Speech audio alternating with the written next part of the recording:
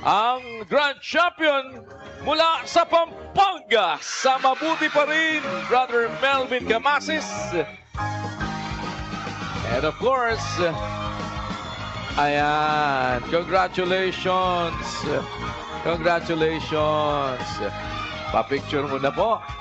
Ready, 1, 2, 3. Yan, congratulations. Eh, siyempre, ang awaiting Manalig, 35,000 pesos and trophy. Congratulations po. Yan.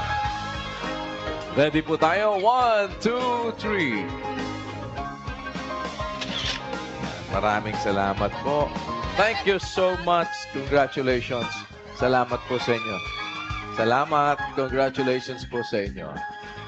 Yan, mga kapatid.